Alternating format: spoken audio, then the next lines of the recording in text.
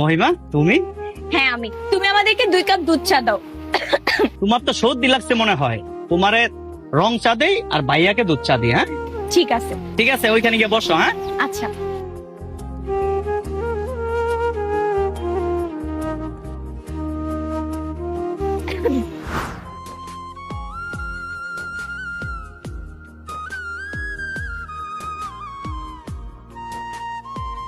এই যে এটা তোমার রং চা আর ভাইয়া এটা আপনার দুধ চা। হ্যাঁ তাহলে তোমরা কথা বলো, আমি যাই, আর কিছু লাগলে আমাকে বললো। ওকে আচ্ছা, পরিচয় হোক, ও হচ্ছে আমার ফ্রেন্ড।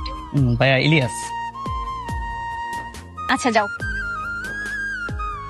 মহিমা একটা কথা বলি, এই চাওলা মনে হচ্ছে তোর সাথে একটু বেশি ফ্রি হয়ে যাচ্ছে না?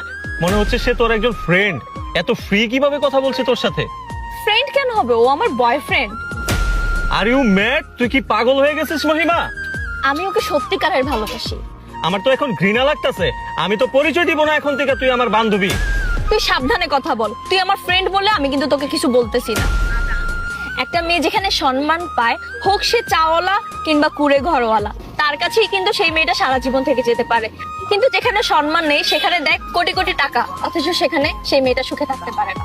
থাম, তুই থাক তার চাওয়ালাকে নিয়ে, আমি গেলাম। এই দাঁড়া, চা তোর ফ্রিতে খাস নাই, টাকাটা দিয়ে যা চায়ের। আমার কাছে টাকা নাই, তুই দিয়ে দে।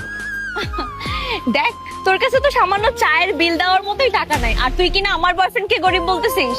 শোন, তুই তো তোর বাপের টাকা দিয়ে ফুটানি দেখাস, আর আমার বয়ফ্রেন্ড নিজে কর্ম করে খায়। বলবো নি আমার বয়ফ্রেন্ডকে টাকাটা দিয়ে দিতে, তাছাড়া দিয়েই দিবে, ওর মন অনেক বড়। আমার সোনা জাদু ময়না পাখি